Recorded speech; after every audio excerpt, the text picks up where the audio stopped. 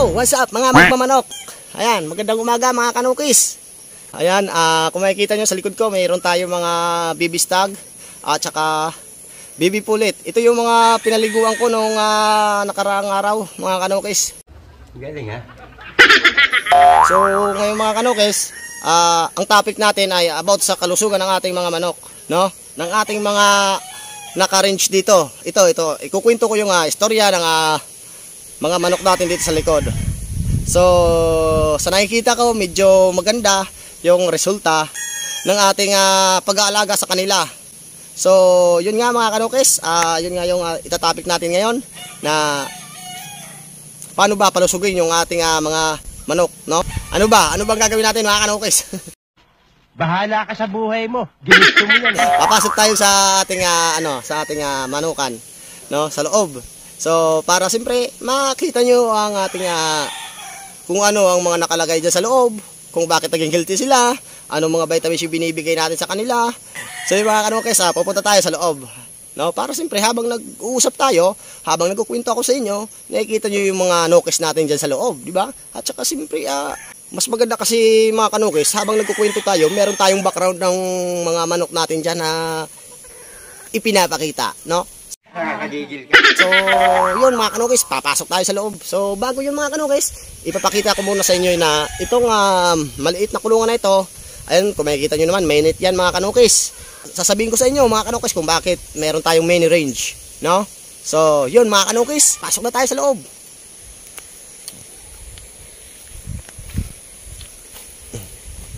Ayan mga kanukis, ang ating main range. So bago pala yung mga kanukis, siyempre habang nagkukwento tayo, kailangan natin ng pagkain nila, no? Okay. So para naman habang nag-uusap-usap tayo, nagkukwento-kwento tayo mga kanukis, hindi sila lalayo sa atin, di ba? So ayan mga kanukis, andito na tayo sa loob ng ating mini range. Ayan, kung makikita nyo mga kanukis, andito yung mga manok natin, tingnan mo. Tingnan mo naman. Tingnan mo naman mga kanukis, ang mabait nila. Kasi siyempre mayroon tayong pagkain kaya mabait sila mga kanukis. Ganyan talaga yung mga manok na yan Pagkabusog na yan, hindi tayo kilala niyan mga kanukis. Paano masabi? So yun mga kanukis, papakainin natin sila at saka, ayan o. Ayan mga kanukis, kung nakikita nyo mga kanukis, 3 months na sila mga kanukis, yung ating mga manok dito. So kung nakikita nyo mga kanukis, ang lulusog nila mga kanukis. Ito mga kanukis, simula nung sisiw, hindi pa sila nagkasakit o nagkasipon man lang, no? So ngayon mga kanukis, ito mga kanukis, ang ganda ayan ayan, pulang-pula yung muka at maitim ang muka. So ito mga kanukis, wala na silang buntot kasi sadyang binunutan ko sila mga kanukis. Ayan, binunutan natin tong 3 months old. Ito mga kanukis ay lahi ko ng ating pure rubol. Wow naman! Wow! Wow! Rubol hats over Milsims black. Ayan, Milsims gray. Ayan. Ang nanay nito mga kanukis, isa rin yung sa nakuha ko nung International Expo. Kasama nung gray o talisay na nakuha natin sa Expo. Ang nanay nito mga kanukis, no? At saka ang tatay nito pure na Billy Rubul Hats. Ayan. Halos lahat ng manok natin dito anak ng rubul, no? Ang tatay lang. Ang tatay ay rubul. Ayan. So pakita pa tayo ulit mga kanukis ng isa pang rubul na naman mga kanukis. Hihirit pa. Ayan, ito mga kanukis kung makikita nyo. Ito, rubul din dito mga kanukis. Billy Rubul Hats, nakakross sa ating nakuha kay Boss Nuno na RGB Blacks, no? Pero nung ipinaris natin, wala gaanong may lumabas na buyugon, kundi ito, mga ganitong kulay. Hats na hats talaga mga kanukis. Ayan. Ayan. So ayan mga kanukis, so may naiiba lang tayong dito kulay. Meron tayo ditong kung tawagin ay white chocolate o dito sa amin ay balugon.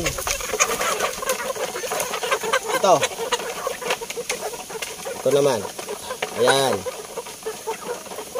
Ang magulang nito mga kanukis ay pure na 5K sweater, nakakross sa straight white jacket. Ayan. Yung nanay nito wala na eh. So ito lang natira. Akala ko nga babae ito. So nung katagalan napansin ko na babae, lalaki pala. Lalaki pala mga kanukis. Abuhin dito. Ayan. Blues.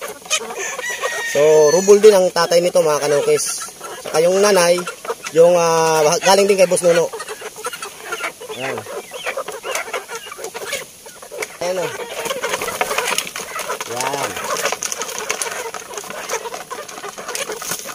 So yan, meron din tayong street sweater dito mga kanukis.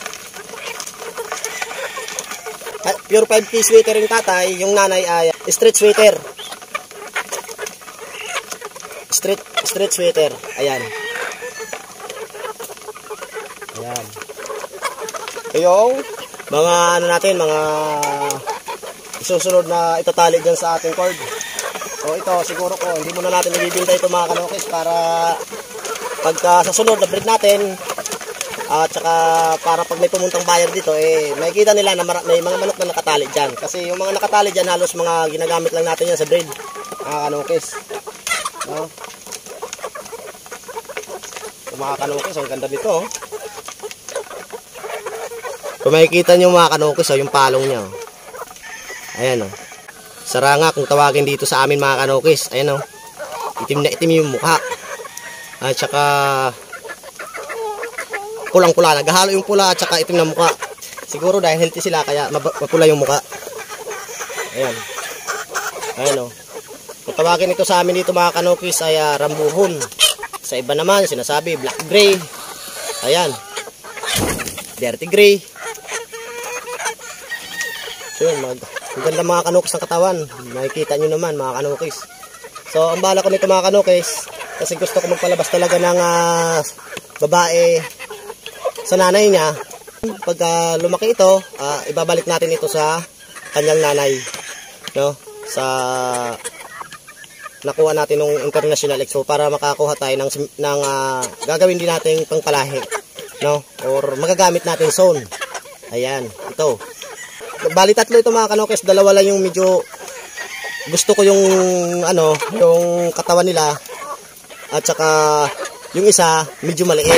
Kaya ang gagawin ko, dalawa lang pagpipilian ko sa dalawang ito kung sino yung ibabak to mama ko. Ayan. So para soon, nakakuha tayo ng mga gamit nating manok din, no? So ang mga unang-unang anak kasi nila mga kanukis, pero sa ibang bloodline ko rin pinares, medyo maganda naman yung labas para sa akin. So mas lamang yung sa panalo, kaya hindi ko pa ina-out. Kaya ngayon ang gusto ko makakuha ng lahi nun na kahit babae, no? So yun mga kanukis, ito Rubble Hats. Ayan. Ang tatay nito mga kanukis, papakilala ko rin sa inyo soon, no? Kasi ito yung isusunod natin na i-breed, no? Kasama rin ang nanay nito kasi gustong-gusto ko itong manok na ito. So maganda yung labas. So sana nga pag lumaki ito maganda rin yung palo. At saka siyempre dapat maganda rin yung record, di ba? So yun naman ang gusto natin mga kanukis, di ba? So yun mga kanukis, bitawan ko na ito. So ito na nga mga kanukis, andito tayo sa kanilang brooder, no? So ito mga kanukis ay isa ito sa naisip ko na maganda rin sa pagpapalaki ng ating mga sisiw kasi nasubukan ko maganda Paano masabi? So yun, kung makikita nyo mga kanukis, meron tayong trapal at saka nilagyan ko rin ng ipa. May ipa yung sahig ng ating kulungan ng manok. Tsaka may net mga kanukis. Bakit ko nilagyan ng net? Kasi para sila talaga yung matutukan at para hindi sila mabuli ng ibang mga manok na nasa open range. Galing ha? Pero ang plano ko nito mga kanukis, mga isang linggo na lang siguro, tatanggalin na natin tong net para open range na sila, no? So ito mga kanukis, bale pagkapisa ng manok, pag doon ko kasi nalagaan yung sisiw sa baryo, sa bahay. Meron din akong brooder doon. So doon ko nilalagay muna yung mga sisiw, mga bagong pisa, hanggang sa matapos ko yung pagbabakuna ko ng fowl pox. Pagkatapos ng fowl pox mga kanukis, siguro ko mga 1.5 months o 2 months, dinadala ko na sila dito mga kanukis. So, same procedure pa rin mga kanukis, no? So, sinasanay pa rin natin sila sa ipa, no? So, kasi doon sa, yung brother ko doon sa bahay, meron yung, meron yung ipa rin. Tapos dito, may ipa rin, no? Dati kasi mga kanukis, may istorya na rin ako sa ganito Ganitong area din yung, anuhan ko ng manok. Ganito kalalaki pa rin, ganito na rin kalaki mga kanukis, no? Nilagay ko sila sa ganitong, sit-up. Pero, ang kaibahan nun, yung nilagay ko kusot. Hindi tulad nito na may trapal at saka ipa. Tapos, di ko napansin, nag-iipot na sila ng dugo. Tapos, hanggang sa nakita ko na may namamatay, araw-araw may patay na. So yun, lahat yung pinull out ko mga kanukay. So, gumawa ulit tayo ng paraan kung paano ba, saan ba tayo nagkamali, bakit ganun ang nangyari. So, ito mga kanukis, may pintuan. Ito nga, minute pintuan to mga kanukis. Ito mga kanukis, hindi ko sila nilalagay pa dito sa may, kasi may bakod na to Siguro, maliit lang to mga kanukis sa may bakod na net. Pagka dala ko dito ng pagkatapos nila ng bakuna, pagka isang linggo, dadalhin ko na sila dito. Pagkatapos ko ng fowl packs, pagbigay sa kanila, dadalhin ko na sila dito. Pagkalagay ko dito mga kanukis, mga isang linggo, pa 2 linggo, nakasarado to mga kanukis. So yun, 2 linggo mga kanukis. Tapos, paunti-unti, binubuksan na namin to. Pagka umaga, pagkahapon, sara na naman. Dito sila ulit matutulog. Hanggang sa paunti-unti magiging open na ito mga kanukis. No? So ito naman, aantayin ko lang na umabot sila ng mga 4 months. O pwede na silang i-open range mga kanukis. No? Yun ang gagawin ko. Bibigyan ko muna yung mga lalaki ng B-complex bago ko silang pakawalan. So yun mga kanukis. Itong ipa mga kanukis ay nakukuha lang natin to doon sa mga nagpapatestis ng palay. Libre lang to mga kanukis, no? Tayo na lang yung kukuha. Yung ipa mga kanukis, sadyang napakaganda sa ating mga manok, no? So, ayun kung makikita nyo mga kanukis, no? Healthy yung ating mga sisiw. So, ang mga vitamins dito mga kanukis, ayun, siyempre, nagbibigay din tayo ng mga vitamins mga kanukis. Meron tayong mga nabibili dyan, no? So, siyempre, pinupurga natin yan. Kasi, ano naman na yun yun naman na yung talagang ginagawa natin sa ating pag-aalaga ng mga manok. Vitamins, at saka, siyempre, purga. Yun lang naman mahalaga. Kumbaga mga kanukis, kung gusto natin na maging healthy yung ating mga manok, siyempre, pagsikapan natin yan. Di ba? Hindi kasi mga kanukis sapat yung sasabihin lang na natin na tutok tayo sa manok Di ba? Siyempre, mas maganda yung tutok tayo, tapos ginagawa natin mga kanukis kung ano yung mga pagkukulang. So, sa mga ganitong edad mga kanukis, sa mas bata pa sa kanila, kailangan nila talaga na hindi pa sila naulanan, hindi gaano na tinatamaan ng hangin. So ayan kung makikita nyo, ayan may yero. Siyempre araw-araw tayo nagpapalit ng tubig, umaga, tanghali at saka hapon. Hindi sapat yung tutok lang tayo mga kanukis, dapat inuobserbahan natin sila. So ito mga kanukis, so dapat nga ngayon tatanggalin natin.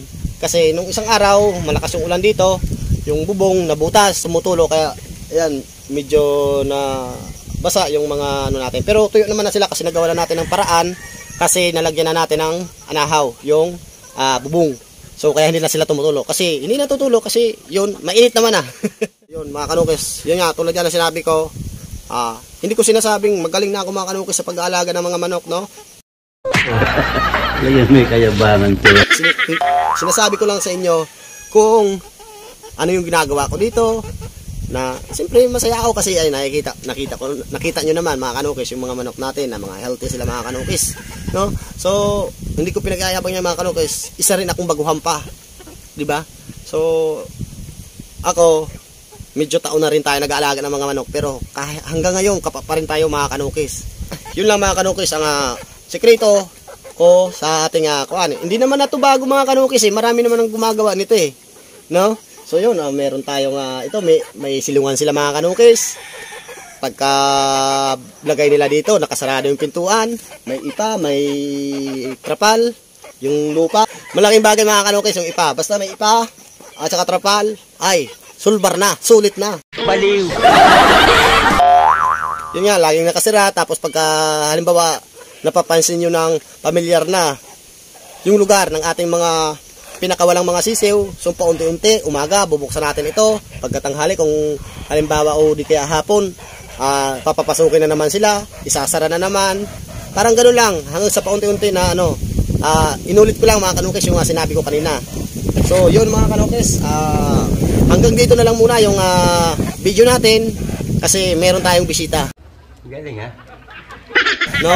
May bisita na naman tayo mga kanukis. So kaya hanggang dito na lang muna yung video natin. Soon, bukas o makalawa o pang-apat, pang-anim, pang-pito. Pag sinapukit sa bunganga, ngipin mo ang t-shirt mo. Gagawa pa rin kami tayo mga kanukis ng video. So yun, hanggang dito na lang muna mga kanukis yung video natin. Bye-bye!